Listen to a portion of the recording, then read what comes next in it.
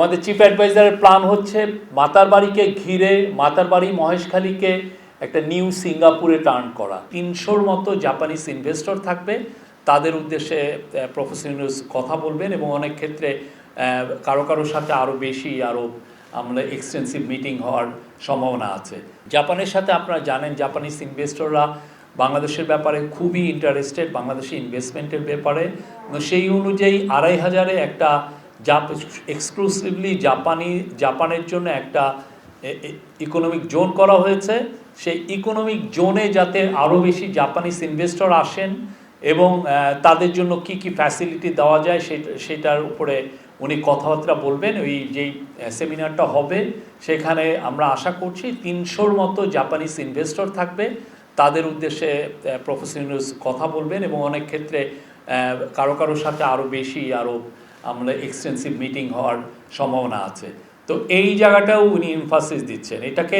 এটাকে এমফাসিস দেওয়ার একটা বড় উদ্দেশ্য হচ্ছে যে আপনারা জানেন যে আমরা একটা বড় রকমের প্ল্যান নিচ্ছি যে Maheshkhali Matarbari integrated development initiative MIDI, এটার উপরে চিফ অ্যাডভাইজার খুব জোর দিয়েছেন। এইখানে অনেকগুলো প্ল্যান, এই পুরো প্ল্যানটা যদি এক্সিকিউট করা হয়, করতে হলে আমাদের যেটা কালকে এটা নিয়ে অনেক বড় মিটিং হয়েছে, সেখানে দেখা যাচ্ছে যে এখানে ইনভেস্টমেন্ট লাগবে $140 বিলিয়ন মতো। তা আপাতত এটা অনেক 2040-50 সাল পর্যন্ত। তো সেই জায়গায় যাতে কত দ্রুত ইনভেস্টমেন্ট কিভাবে আনা যায় সেটার জন্য ফোকাসটা থাকবে।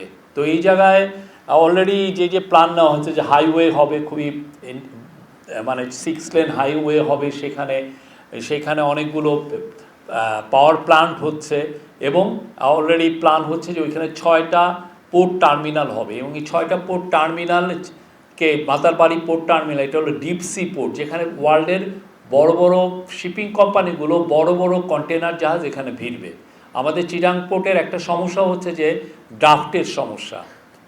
11-12 মিটারের বেশি চিটাং পোর্টের থেকে আমরা ড্রাফট পাই না, মানে যেই জাহাজটা যত দূর নিচে পর্যন্ত যেতে পারে। তো এই মাতারবাড়ির একটা বড় অ্যাডভান্টেজ হচ্ছে যে এখানে যে সমস্ত জাহাজের ড্রাফট 20 মিটার তারাও এখানে এসে ভিড়তে পারবেন।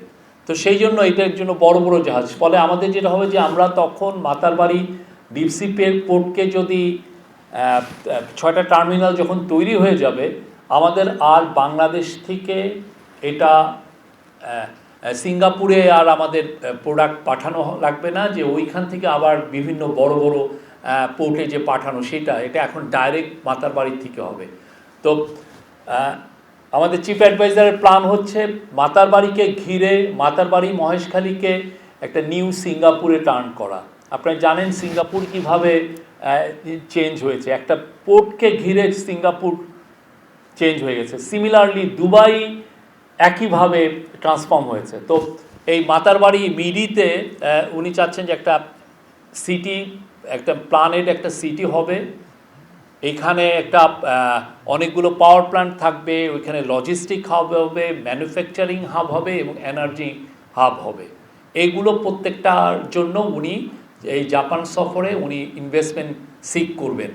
বিভিন্ন যাদের সাথে কথা হবে যে এটার বিষয়ে, কেননা এটা অনেক আগে জাপানেরও এটার বিষয়ে যথেষ্ট ইন্টারেস্ট ছিল, তারা বিগ বি একটা ইনিশিয়েটিভ আছে, সেই অনুযায়ী তারা এই জায়গাটা এই বাড়ির ব্যাপারে বা এখানে ইনভেস্টমেন্টের ব্যাপারে তাদের ইন্টারেস্টটা সবসময় ছিল।